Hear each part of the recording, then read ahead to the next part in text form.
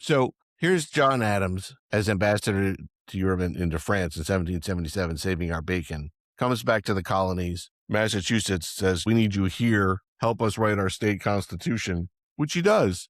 He's then asked again by the colonies, say, hey, we need you to be an ambassador to Great Britain. And he's our first ambassador to Great Britain. He then becomes the first vice president, and he becomes president himself in 96. This man did more for the country that no one seems to know about.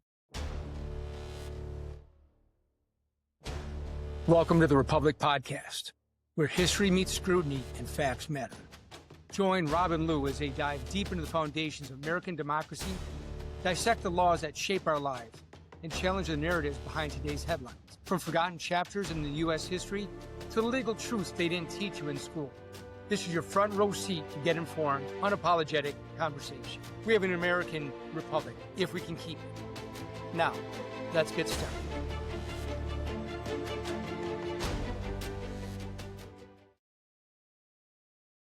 And we are back with the Republic, If You Can Keep It podcast. The Republic, If You Can Keep It podcast. And Lou, here's my the brother. Republic, if we can keep it. Cheers With the to you, musket brother. ball. And thank you to Ben Schott for these glasses. They work very well. Little plug for them right they're there. So good. 250th anniversary. You know, I tried asking Grok, how do you pronounce the 250th birthday? And it's a demi. Yeah, something or other. I'm like, okay. 250th. Yeah, there you go. Good enough. That's it. So anyway, welcome back, everyone. Lou. We appreciate it. Rob. Thanks, everyone. The subscribers have been going great. We appreciate all the feedback. We have some news for you out there. What's that? Tell me. Well, tell me. Because of the feedback, and we really appreciate it, we are going to be doing, because we have done a couple of special editions because of things that have come up that have implicated previously constitutional issues and other stuff. So we've chimed in, and there's been a significantly robust response to it and overwhelmingly positive. And we've heard from people saying, since this stuff keeps coming up, can you just do a monthly recap of things? So we will be doing a monthly recap of things. That's coming up. We'll do it at the end of each month. So that's number one. Number two is, as of the time of this airing, we're well over 2,000 subscribers. So thank you very much for that. Spread the word on this. Hit the subscribe button if you haven't already. If you're new here, all that kind of good stuff.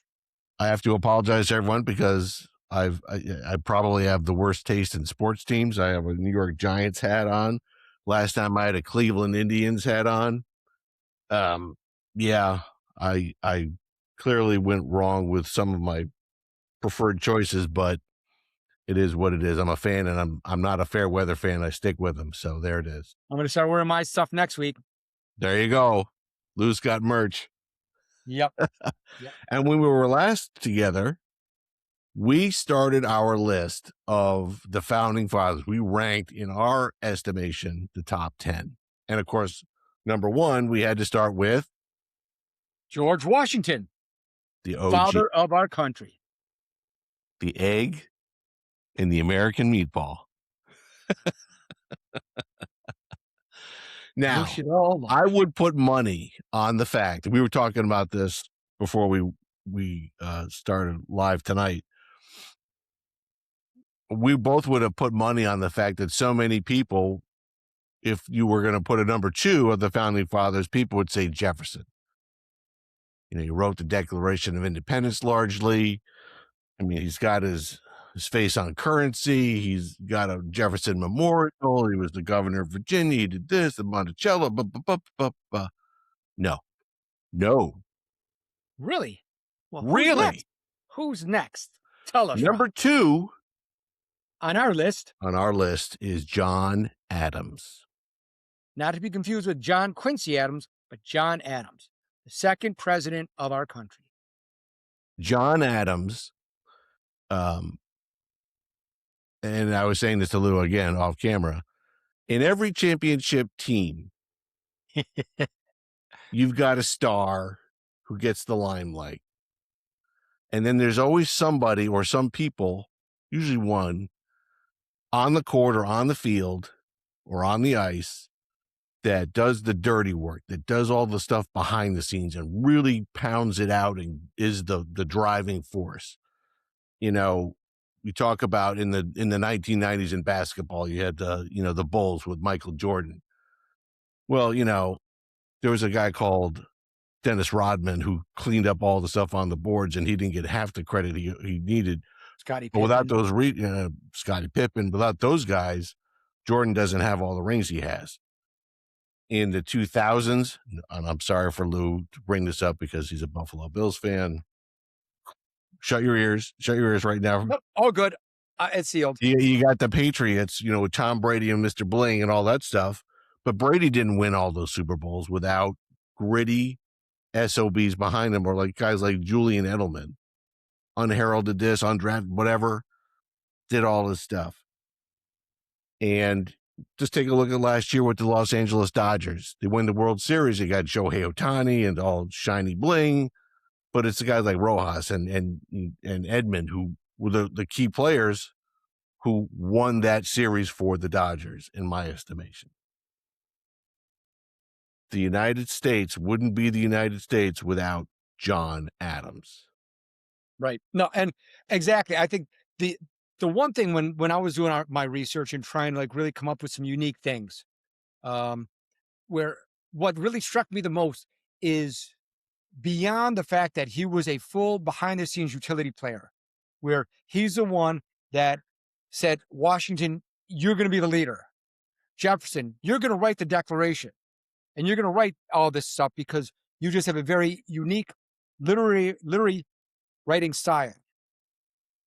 Beyond that, he was really the only way I could really describe it is he was a dichotomy, a unique dichotomy, because he was such a firm, fervent believer in independence that he was one that he really, took the cause and more than anyone really ran with it and pushed it forward.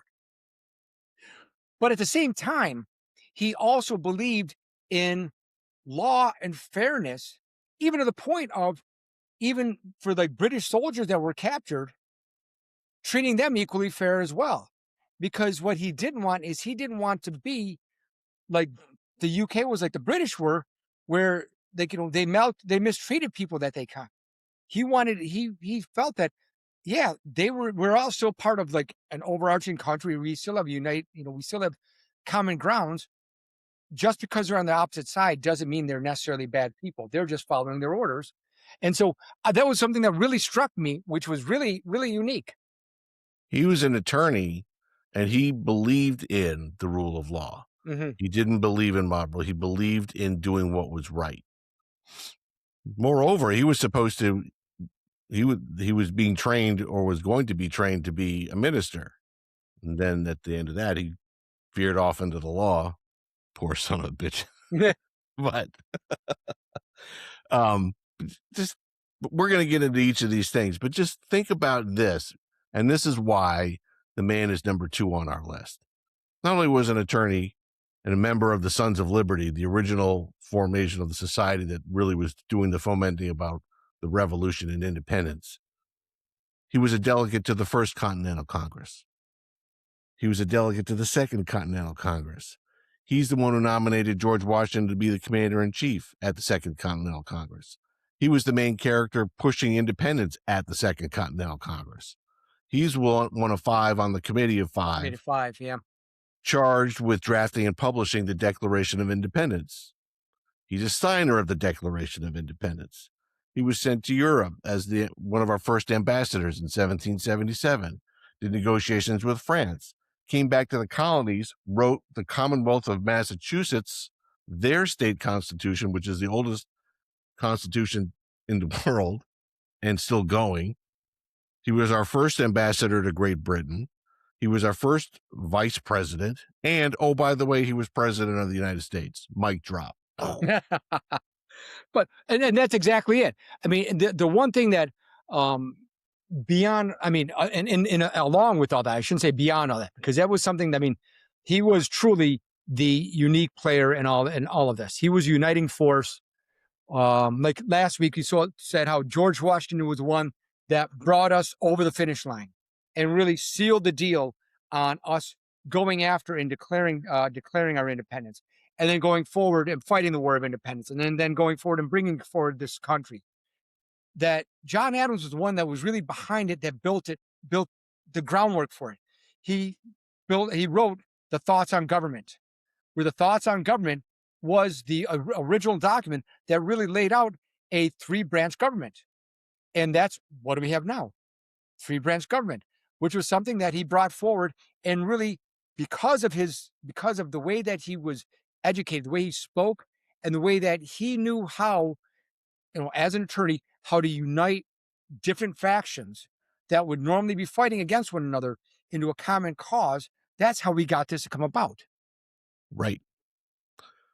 Let's start with the fact the man was born in 1735. Again, he was studying to be a minister. Somewhere along the way, things changed, went to Harvard, and became a lawyer. Boston Massacre occurs in 1773, if I remember correctly. For those of you who are unaware of the Boston Massacre, and God help us if there are people out there who don't know it, go read about it, learn about it. It was one of the seminal incidents that occurred that gelled the colonies together in rebelling against the British occupying force in Boston on a very, very cold, wintry day into evening. Rabble from the colonists start going after British troops. British troops are alleged to fire into the crowd, killing people, hence the Boston Massacre. Why does this have to do with John Adams? John Adams stepped into the breach and represented the commander of the British forces who were there being charged with murder for the Boston Massacre. No one else would take it. And John Adams took the case because he believed in law and order, and he believed that they should have a fair shot. And guess what? 4 out of the 6 defendants were acquitted. Not that made John Adams the most loved person in the entire world at that point.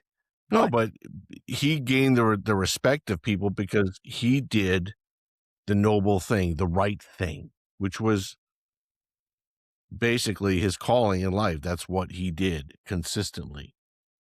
And there was a famous quote that was attributed to him, and he stated after the Boston Massacre trial.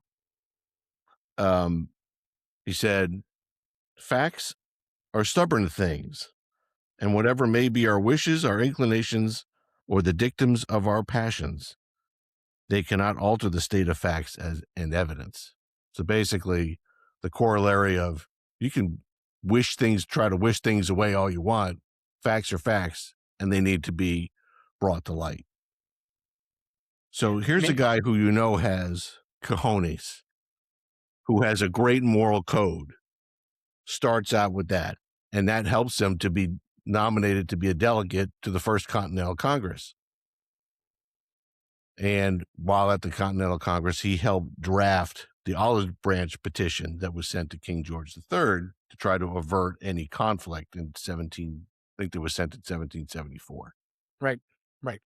Next year, he gets renominated to be a delegate to the Second Continental Congress. And at the Second Continental Congress, as we've just talked about, he's the one who stood up and said, George Washington, he's the guy who should be the commander-in-chief. They didn't know each other tremendously well, but he could sense that the other people who were openly vying for the position of commander-in-chief were doing it for vanity purposes, not just for the would-be and the nascent country. he saw Washington, who didn't lobby for himself at all. He said, that's the guy. And thank God he did. Right. Also, at the same Second Continental Congress, the Virginia delegation the Virginia House of Burgesses had sent over a question to be posed to the Second Continental Congress, asking why we shouldn't be asking for independence.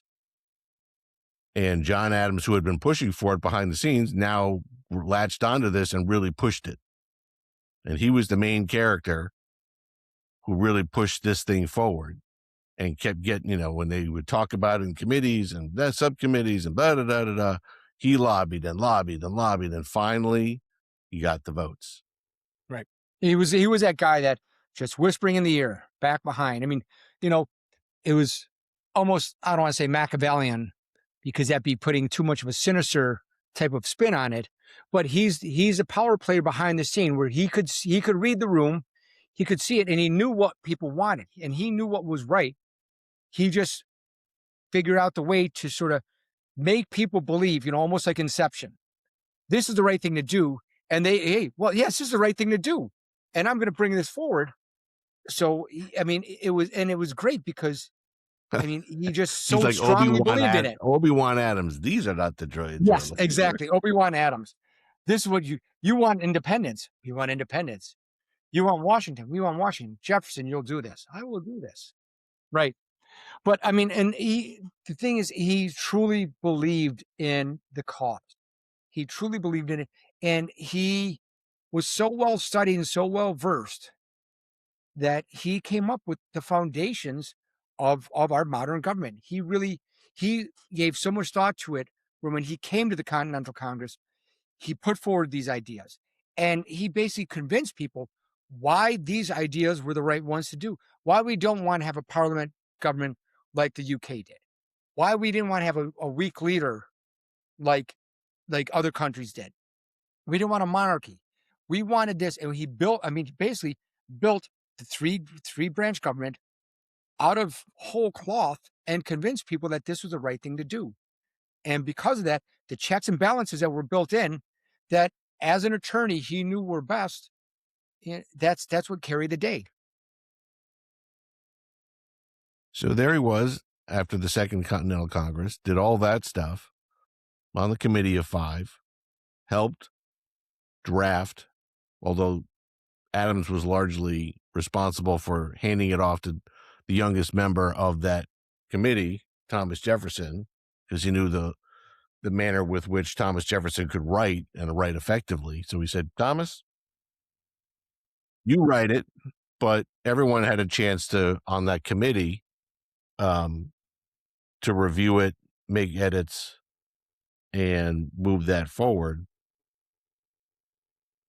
Thomas, and I think we had mentioned this in a previous, when we were talking about the Declaration of Independence, John Adams believed that, no disrespect to Thomas Jefferson and the writing that he did, but he really thought that the ratification of that declaration was going to be the more important thing for the country. Like, this is the day we did it.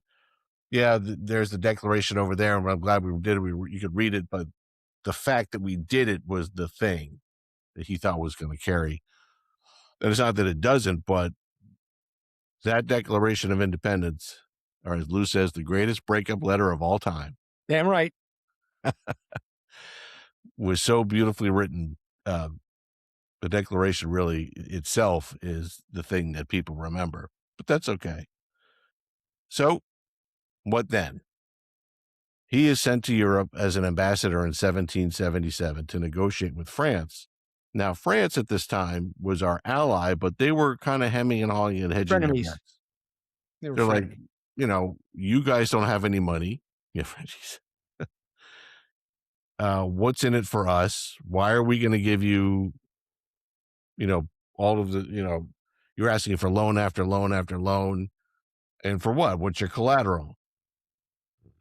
And it took people like, exactly. It took people like John Adams to convince them, this is why it's in your best interest. This is why we need the assistance from you. This is why it will go a long way. And he managed to convince them, kept them on our side, kept them providing us with loans, which continued the war effort. Right. Because as we said in our last episode with George Washington, the number of letters that he sent to the Continental Congress and to different governors pleading for financial or anything for the Continental Army, and nothing was coming because we didn't have any money. If the Continental Congress kept printing money, the inflation would just make it worthless. So they didn't do that, or at least didn't do up to a point. And the people who did have hard, what they called specie, which is gold, silver, they wouldn't give it up. They wouldn't give it to the Continental Army. So John Adams in France, helping France cough up some hard specie to fund the war effort, goes unnoticed in many textbooks, goes unnoticed in many history lessons, but it's John Adams again behind the scenes, making sure that our country is going to be on track. Right. And there was a lot of other things that were just really unique about him, where that one of the things that really sort of struck me as well is with his friendship with Jefferson, where, as we talk about, as we'll get, when his passing came, that both he and Jefferson died on the 4th of July on 50 years after the signing of the Declaration of Independence, within hours of one another. Yeah. And that it was Adams that came forward on his deathbed. The one thing that he was concerned about, he's like, well, at least Jefferson still survives. Jefferson still lives. Yeah, Jefferson still lives. And that shows how much that it wasn't that that his bond with these other people also was forged in a fire that you don't find very often, a loyalty that you don't find very often anymore. As we've said in like many episodes, these founding fathers placed their entire lives, their fortunes, their families on the line to bring forward independence for the country. And that's something that they held so close to one another that it forged this bond. So, and that bond was really forged at the Second Continental Congress, where Jefferson had come in, and again, they were on the Committee of Five drafting the Declaration of Independence, and they had continued their correspondence and their friendship going into what would be John Adams' tenure as president. But as we also mentioned last episode, at the end of George Washington's second term, there was a second political party that came about because people wanted their own shot at being, the top dog and this and that, and then there would be infighting. And so there were the Federalists, which was the Washington, Adams, Hamilton gang. And then there were the Democrats. Was it the Whigs? No, it wasn't the Whigs at this point. Not the Whigs, but I believe, basically, I think they were the Democrats, but I think it wasn't the Southern Democrats. It was something Democrats. I apologize. And that was headed by Thomas Jefferson, James Madison along with him. And during John Adams' tenure as president of the United States, Thomas Jefferson was in his cabinet. But Thomas Jefferson felt more and more ostracized because he didn't agree with the Federalist policies, made it known to Adams. He and Adams had a falling out, which led to ultimately the election of 1800, where Jefferson took the presidency. There had been a bunch of very seminal laws that were passed by the Adams administration, with the Sedition Act and the Enemy Alien Act, et cetera, et cetera. Thomas Jefferson and James Madison worked with the legislatures of Virginia and I believe it was Kentucky to do the nullification statutes in those states, which ultimately wound up being the genesis of among the things of the Civil War, because Jefferson and his crew did these nullification statutes in these states, and the state said, well, we don't have to listen to federal law. We can just call that, say that they're nullified. That's why they call them nullification acts. They're nullified, and they have no power here in the state. It came to a head in the 1830s with Andrew Jackson, and it almost came to a head, but then there was a de-escalation, but it came to a head again in the late 1850s into early 1860, and the southern states this time didn't back down, hence the Civil War, because they were saying that the federal government couldn't press federal law in those states when those states didn't want it.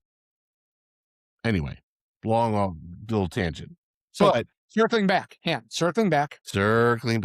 So there was a big rift between Adams and Jefferson at the end of Adams' tenure as president, but about 10, 15 years later, they reconciled, and their correspondence back to one of the fact that it survived this long, and it's in the National Archives and whatever.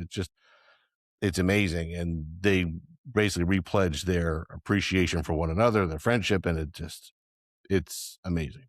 If you haven't read some of those pieces of correspondence, please do. And I think we'll put in some links. Put in the links. Yep. But so, hey, just to do a quick check, I did do a check. And so, ironically enough, the party that Jefferson founded was the Democratic Republican Party. Really? Yes. Names of both. And that it wasn't the modern day Republican like was Lincoln ended up being a member of, but it was the Democratic Republican Party, which I find very very enlightening. I appreciate There's that. a little knowledge for you. Well done. So thank you, Grok. AI is going to be the end of all of us. I know you're going to be like the alligator theory, like it's going to eat you last. But I say thank you and please to AI every time I use it, so that when the Terminator comes by, he'll look at me and say, "Oh wait, he said thank you that one time." I'll be the first one wiped off because I'm like. So anyway. So here's John Adams as ambassador to Europe and into France in 1777, saving our bacon. Comes back to the colonies. Massachusetts says, you've been doing a lot of stuff for the federal level. We need you here. Help us write our state constitution, which he does. And it's the oldest and still, in effect, constitution in the world for the Commonwealth of Massachusetts. He's then asked again by the colonies, say, hey, we need you to be an ambassador to Great Britain. And he's our first ambassador to Great Britain. He then becomes the first vice president. He actually ran for president, came in second to George Washington. No offense to John Adams, but really, you're not beating George Washington then. So he's vice president in 1789, and he becomes president himself in 1796. This man did more for the country that no one seems to know about, or at least has an active working understanding of. I think David McCulloch, who is the author? He did an amazing biography of John Adams, and I know it's long, but anyone interested in colonial history, especially for John Adams, please do yourself a favor. Go to your local library, go to Amazon, whatever. I have the book right over there. It's fantastic. It is just tremendous. And the things that he did, and these are people who took on these roles at their own personal detriment. Not only were they risking their hides literally during the revolution, because if they were caught, they'd be tarred, feather, hung, quartered, drawn, whatever. But even after the revolution and we gained our independence, the federal government wasn't paying these people a lot of money to go do this, to go do that. He was a successful attorney who gave up his practice to go do these things for the United States. Was he compensated? Sure.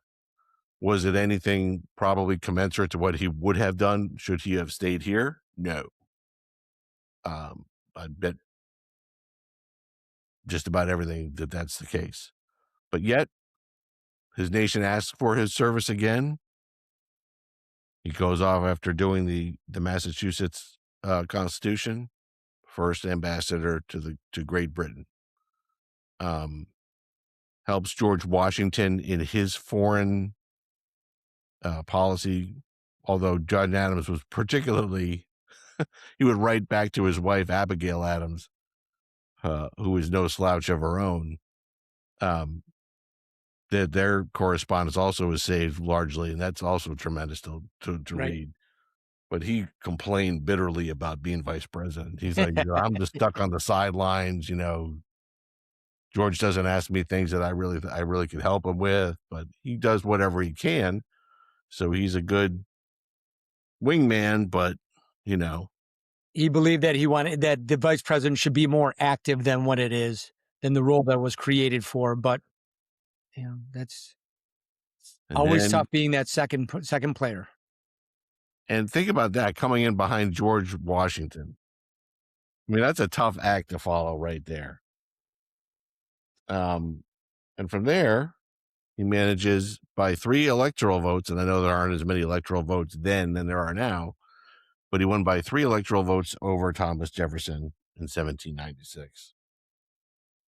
But his administration really was racked by a lot of infighting because Thomas Jefferson and James Madison and those folks really had a fundamental difference of opinion about how things were going. There was some overstep by John Adams with some of those Alien and Sedition Acts that were passed. But at the end of the day, he's number 2 on our list, and we just documented why. And again, we could go on for a long time, but we're on YouTube, man. There's like the certain sweet spot of a half hour, 40 minutes, and that's what we're gonna stick to. Right. I mean, just some other little known facts that I think are also important to know about John Adams. Number 1, he was the first president to actually reside in the White House, where it is today. You are correct. Short period of time, I think less than 6 months. And the joke was that his wife, as they were building the East Room, was hanging laundry inside the East Room to dry. So just imagine that, and actually the White House at the time was just a very small White House right there, in Pennsylvania Avenue.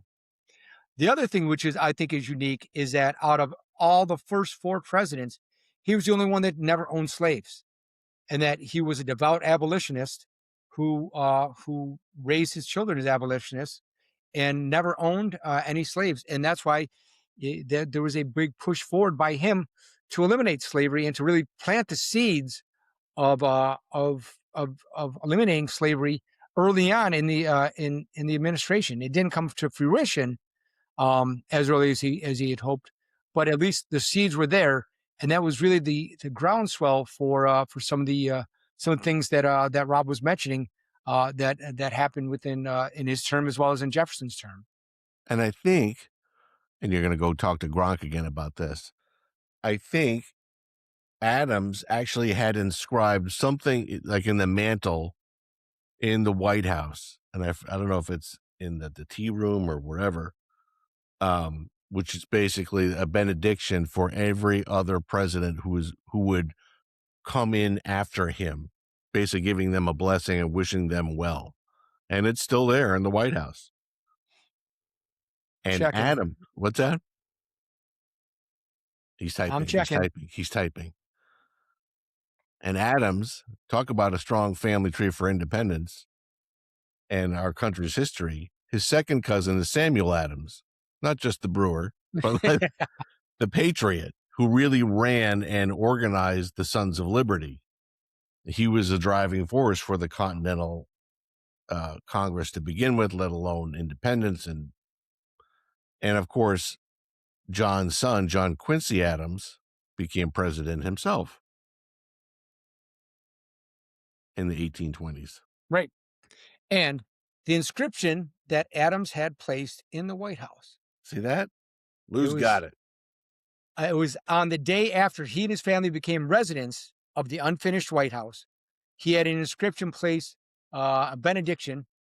It is, I pray heaven to bestow the best of blessings on this house and all that shall hereinafter inhabit it. May none but honest and wise men ever rule under this roof.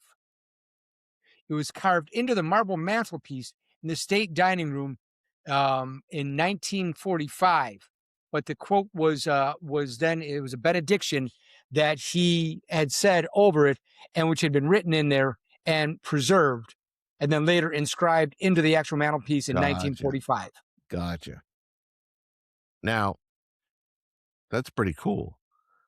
And I'd like to think that his benediction would have left us with honorable and good persons to be presidents after him. Let's hope that there can be honorable and good people and of good moral character going forward too. I'll leave it at that. I'll shut my mouth. And this is where Rob and I have discussions. Exactly. Exactly. But so again, it just it's just really amazing how you had such a, as Rob put it, and sort of bringing it all together again. This team, this outstanding team of people that you had, the founding fathers, where despite their foibles and follies and their different things as far as whatever you may think of them, it was just amazing that you had these people together at this time, just unite behind a common cause and really form a country that in the 250 years that from the time of its inception has really changed so much but changed so little, that the foundations that they built, that they set on, that it was a foundation not built on sand but on granite, and it's from which everything else is built upon. And they really had such firm belief in it that they really did something that is unheard of, um, throughout most of history. So, and I'll leave it with that tidbit of Well wisdom. done. That's the best way to put that. We're coming up into a nice ball. And done. So we thank you all very much for being with us. And unless there's anything else that you had, I mean, because you're always full of tidbits of knowledge and information. In other words, I'm a hot windbag. That's No. okay. I own it and I wear it proudly. But what I will say, Yes. and again, to beat the proverbial horse, we're doing this Yes. because people need to have an understanding where we came from and be proud in it. Just with the events at the time of our taping, and from the time we started, we talked about that there were things that just it makes you wonder that there's this undercutting of appreciation for the country. And whoever's in the White House, whether they have a D or R after their name, you got to love your country more than you hate whoever's running the country. If you're a Republican and Biden's in the White House, or if you're a Democrat and Trump's in the White House, or whomever, you got to love your country more than you hate the other side, because we're all in this together. And when we're talking about the founding fathers, we do it, Lou and I do it with reverence, because we've read the history, we talk about the history, we go through the stuff off camera, and just the amazement we have about what they did and how they did it and how they were able to pull it off, at their, again, to their own detriment largely. So we have fun doing it. We love doing it, but also it comes with the underlying theme. Remember, love your country. It's your republic. If you can keep it. Lou, Rob, my my brother. brother. Cheers, everyone out there. Thank you for joining us on this journey again today. And we look forward to seeing you next week. Keep your replies coming. As Rob said, we listen to everything. We have some laughs at some things people say. Some things, the one thing we'll always promise to do is we'll always respond as quickly as possible. It might not be sometimes, depending upon the recording, it might take a week or two, but we'll get to you. And we just appreciate the input. Like, share, subscribe. Love you all. Love you, brother. Talk to you. Cheers. Cheers.